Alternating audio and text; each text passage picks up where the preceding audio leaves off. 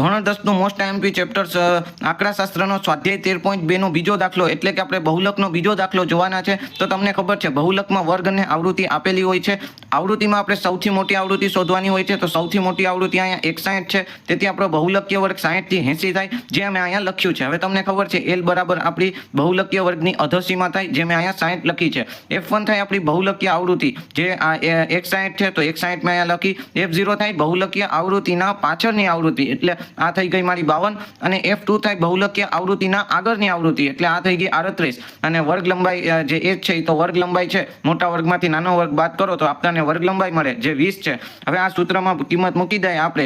F1 બરાબર આપણું છે 61, F0 બરાબર છે 52, F1 બરાબર ફરીથી 61, F0 બરાબર છે તમારા 52, અને F2 બરાબર છે 38, h બરાબર 20 છે અને L બરાબર 60 છે। હવે સૌથી પહેલા 61 માંથી 52 જાય તો 9 વધે, 61 દુ 122 થાય, 52 અને 38 નો આ જે સરવાળો થાય માઇનસમાં જવાબ આવે -90 આવે, અને એને ગુણ્યા 20 તો હતા જ। હવે આ 122 માંથી 90 જાય તો નીચે 32 વધે, અને 20 અહીંયા હતા જ। હવે 9 ગુણ્યા 20 ના છેદમાં 32 થાય, 9 ગુણ્યા 20 180 થાય, 180 ના છેદમાં 32, 180 ના છેદમાં 32, 180 ને 32 વડે ભાંગો તો 5.625 આન્સર આવે, અને તેને 60 વડે સરવાળો કરો તો 65.625 આન્સર આવે।